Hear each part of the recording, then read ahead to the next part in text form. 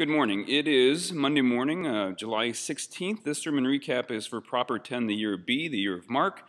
July 15th, 2012, preached at University Lutheran in Eau Claire, Wisconsin.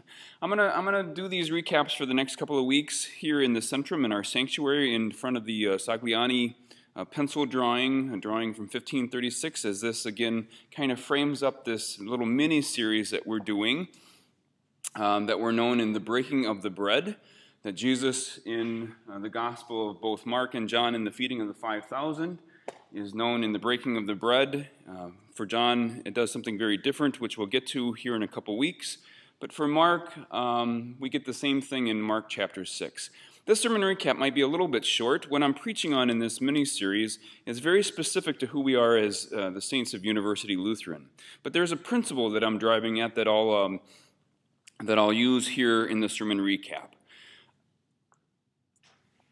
Again, this sermon series began last week a bit ahead of time.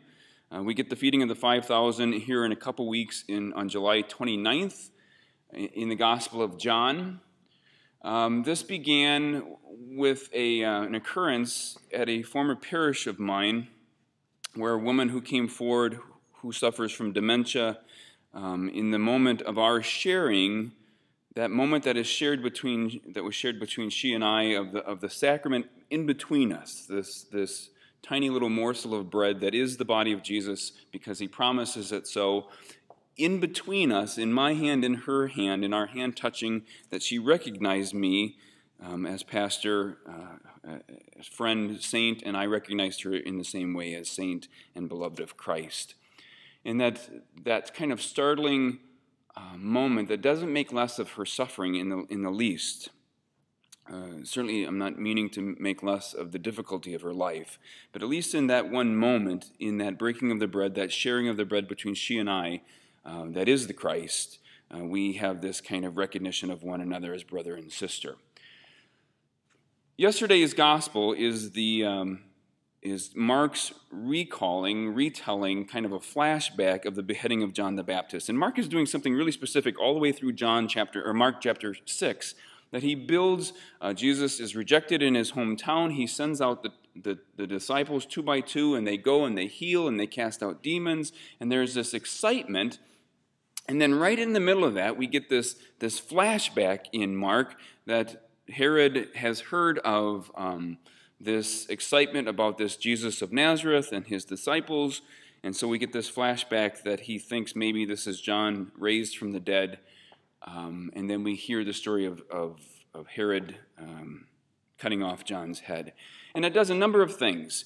The disciples who have gone out healing and proclaiming and blessing and raising and cleansing, they are kind of put back in their place in the beheading of John, because at the very end of that story, again, that story does a number of things for Mark and Mark's community, that, again, disciples, followers of John the Baptist are reminded that he is of the old covenant, that he died and is not raised, in fact, so that when we get to the end of the story in the Gospel of Mark, that Jesus' resurrection sets him apart from John, but also that John's disciples come and get John's body after he is decapitated and bury him, which stands in stark contrast with Jesus' own disciples, that when he is arrested and crucified, that they are nowhere to be found, and that a man that we don't know of, haven't heard of in the Gospel of Mark, Joseph of Arimathea, he is the only one bold enough to come and get Jesus' body and bury it. So there's all sorts of things going on here. The very next thing, again, that we hear in the gospel after this story is the feeding of the 5,000, and again, the disciples are lost. They're not sensing who it is that they're with and the authority that this Jesus has in the breaking of the bread. Okay, that's what Mark does with this. Again, we're after something different in these weeks, and so I began talking about this powerful memory that is, for most of us, for many of us, of this smell, this aroma of fresh baking bread.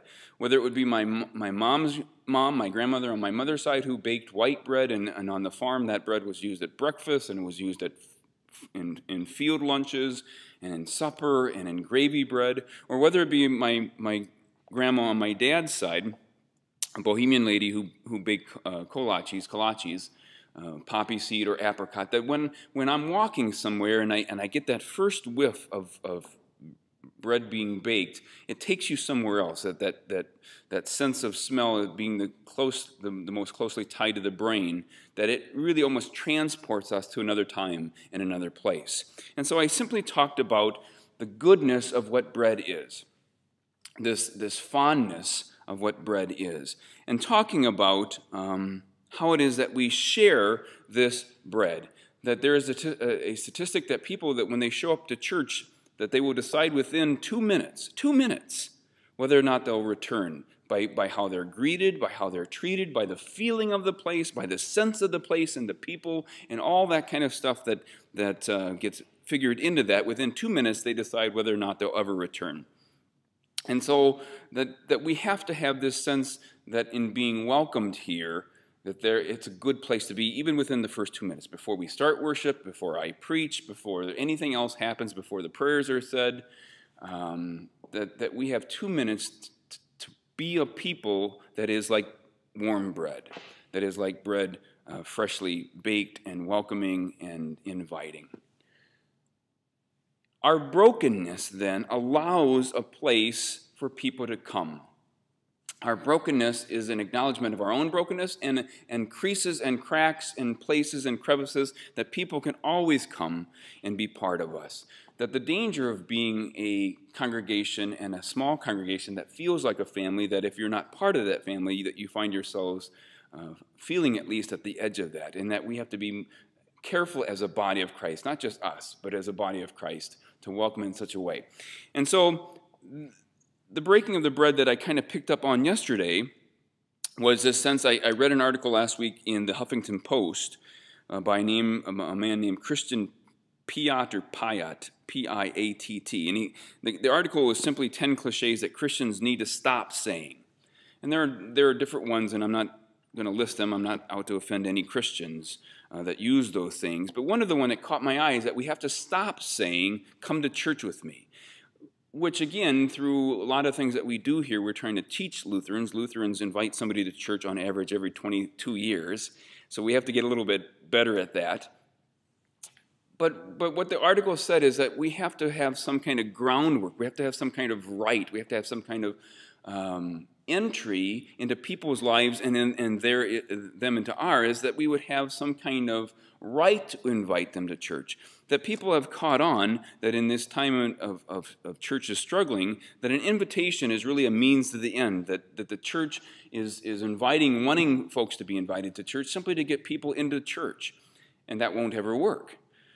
And so that there is a sense that in the sharing of our stories, this thing that lives between us, broken bread, but the broken bread that is life, that we as disciples of Jesus who ultimately believe that this message of the good news of who Jesus is, life, death, resurrection, the breaking of the bread, is good news, is comfort, is hope, is faith, is forgiveness, is a place for our brokennesses together, that when we know that as disciples of Jesus, when we know that when we abide with the Christ, we have this good news, then we invite, that we know something about the person and their lives and their joys and their sorrows and their successes and their failures. And then we invite, and that we tell them something not simply about our faith, as if it's this kind of bizarre thing that lives out here, and then I take it out and I say, "Look at my faith. Isn't that nice? It's shiny, it's clean, it's pure."